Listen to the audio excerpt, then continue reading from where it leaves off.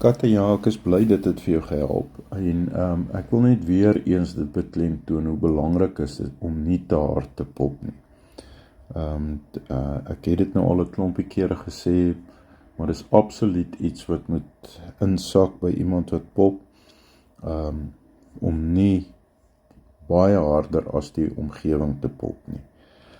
So, as jy in 'n omgewing is waar daar kwaai wind en branders is, en jy luister daarna, natuurlik moet jy dan uitstaan bo daai klanke, maar nie te erg nie.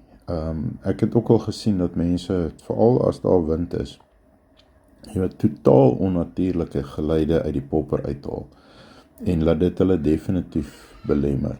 En natuurlik, elke dag is anderster. As die babers in 'n regte eetmode is, dan gaan hulle eet, maak nie saak wat gebeur nie. Dan kan jy maar hard pop, dan kan jy doen net wat jy wil.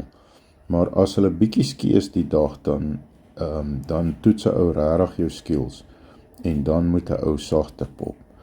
So, ek sou sê, die grootste goeters wat die verskil kan maak vir iemand is nommer 1, om nie te hard te pop nie, maar net so bietjie harder as die omgewing te wees met jou popper.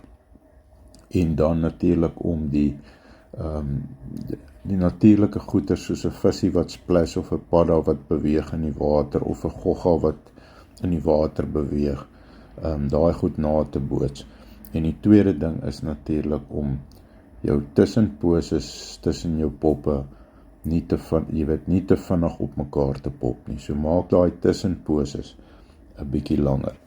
Maar ek is regtig bly die inligting help vir jou, en as dit iemand anders ook kan help, hierdie video, forward dit vir iemand, share dit, en as daar nog vrae is, vra gerus, ek help graag. Mooi dag.